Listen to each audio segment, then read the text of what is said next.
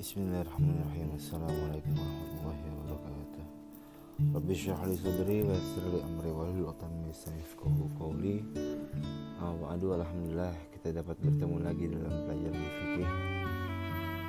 Oke teman-teman, adik-adik sekalian, kali ini saya akan membahas tentang kisos, diyat dan kifarat dalam Islam. Hukumnya apa maknanya, hikmahnya apa, dan hikmah yang bisa kita ambil dari pelajaran ini apa.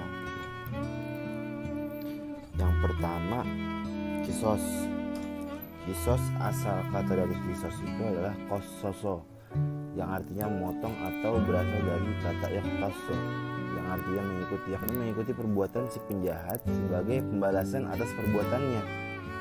Nah, menurut syariat, kisos adalah hukuman atau balasan yang seimbang bagi pelaku tindak pidana pembunuhan maupun perusakan atau penghilang fungsi anggota tubuh orang lain. Jadi ketika orang membunuh itu kan membuat cacat. Nah, di sini kisos itu ada macam-macam. Yang pertama ada kisos untuk tindak pidana pembunuhan gitu kan, untuk orang yang membunuh. Yang kedua, kisos itu kisos untuk penganiayaan gitu, tapi yang menyebabkan kecacatan. Hukumnya apa kisos ini? Kisos ini ya jelas hukumnya takdilul. Auzubillahi minasyaitonir rajim. Wa katabna 'alaihim fiha anna an-nafsa bin-nafsi wal 'aina bil-'aini wal anfa bil-anfi wal udhuna bil-udhuni was sinna bis-sinni wal juruha qisasun. Faman tasaddaqa bihi fahuwa kaffaratun lahu wa man lam yahkum bima anzalallahu faulaika humudz zalimun. Sadaqallahul azim. Jadi Allah telah menetapkan bagi mereka nyawa itu dibalas dengan nyawa, mata dibalas dengan nyawa, mata, hidung dibalas dengan hidung, telinga dengan telinga, gigi dengan gigi, luka dengan luka gitu. Dan semua itu ada hukum kisusnya, dan barang siapa yang tidak melakukannya maka mereka itu adalah orang-orang yang zalim. Di sini ada beberapa syarat-syarat kisos. Yang pertama, orang yang terbunuh. Orang yang terbunuh terpelihara darahnya. Maksudnya gimana? Jadi orang yang terbunuh ini benar-benar adalah orang baik, orang suci, orang yang rajin ibadahnya, benar-benar taat melakukan syariat ajaran agama. Yang kedua ada orang yang membunuh ini orang yang sudah balik, berakal gitu. Berakal gitu kan, dewasa dan ngerti lah hukum-hukumnya. Yang ketiga, pembunuh ini bukan orang tua dari korban atau maf'ul.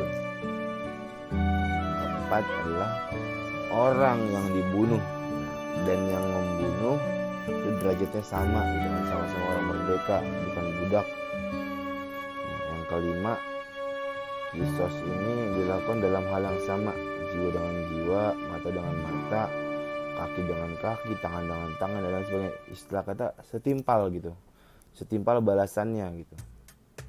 Nah, hikmah yang bisa kita ambil dari sini adalah jadi manusia itu benar-benar memiliki tingkat keadilan, menjunjung tinggi keadilan.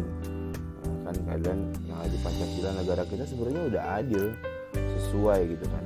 Hanya karena orang-orang yang di dalamnya itu tidak mengikutinya gitu, tidak mematuhi Pancasila itu sendiri. Pancasila aja nggak dipatuhin, apalagi hukum Allah. Yang kedua, memelihara keamanan gitu kan, dan ketertiban, kenyamanan antara sesama makhluk. Yang ketiga itu dapat mencegah pertentangan dan permusuhan. Jadi di sini menjalin silaturahmi, ukhuwah Islamiyah. Itu bisa jadi juga hikmah yang bisa kita ambil. Di sini kan kita bahas nih istilah kata jaza itu, atau enggak balasan dari suatu tindak pidana atau kekerasan, pembunuhan, penganiayaan gitu kan. Selanjutnya ada diyat.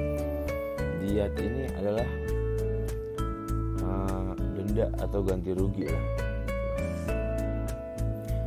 Nah, diyat itu merupakan sejumlah harta yang wajib diberikan kepada korban gitu kan. Tapi ketika korbannya sudah meninggal maka digantikan dengan wali atau keluarganya. Itu sebab-sebabnya gitu kan diadakan diat ini. Ya pertama, pembunuh sengaja gitu kan, pembunuh sengaja membunuh gitu, tapi dimaafkan oleh keluarga korban gitu. Jadi diberi maaf lah. Terus pembunuh juga yang tidak sengaja lah, tidak sengaja melakukan sesuatu seperti yang saya pernah jelaskan sebelumnya itu. Jadi ketika orang membangun suatu bangunan gitu dan ternyata di dalamnya itu ada tragedi yang menyebabkan orang itu kehilangan nyawanya, itu termasuk juga harus membayar diat gitu kan.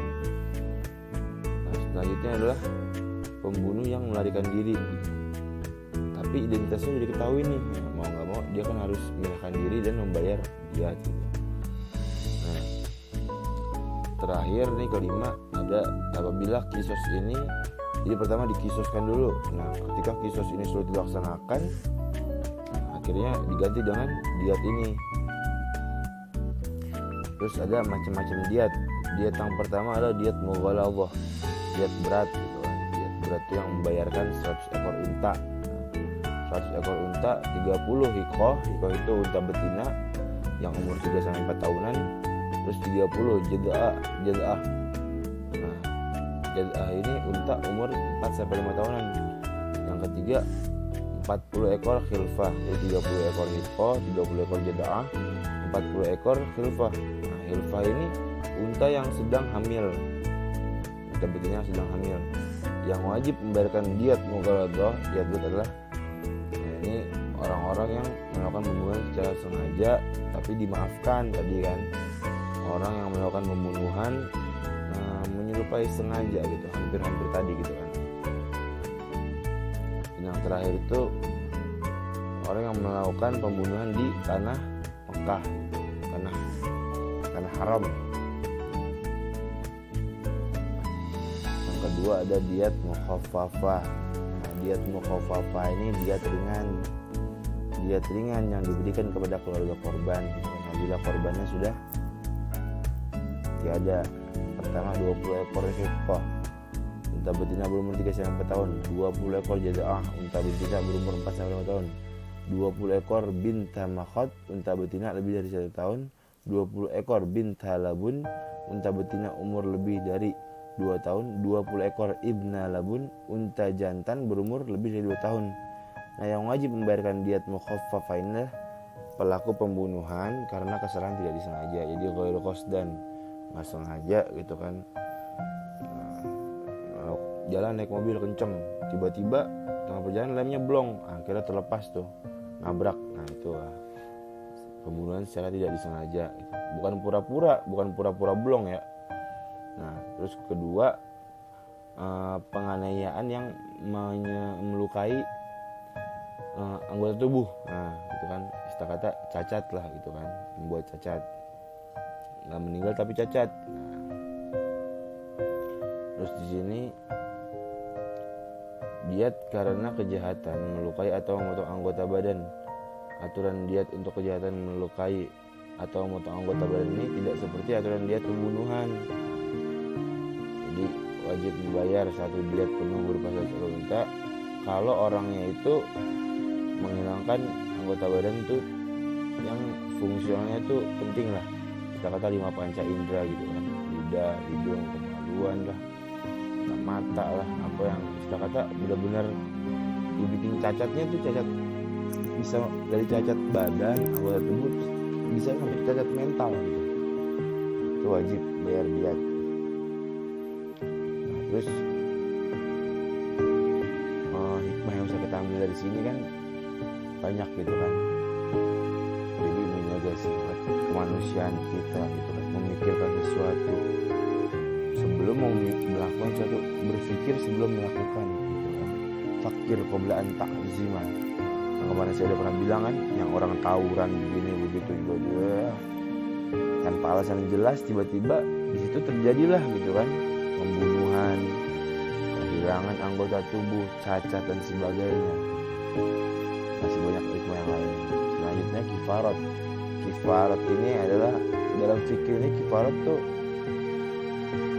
sesuatu yang dapat tutupi gitu kan dari perbuatan dosa gitu. Jadi bisa nutupin dosa lah itu kan kata gitu. Jadi kita bersedekah, puasa dan lain-lain gitu kan. Kifarat di sini ada 3, ada kifarat pembunuhan, kifarat dihar, kifarat hubungan biologis siang hari pada bulan Ramadan, kifarat karena melanggar sumpah, kifarat karena membunuh binatang saat ihram. Dan 6 ada 6. Nah, yang pertama itu kifarat pembunuhan, ya udah pastilah ya kan, membunuh. Kifarat dihar itu adalah perkataan seorang suami kepada istri, nah, jadi kau bagiku seperti punggung ibuku gitu.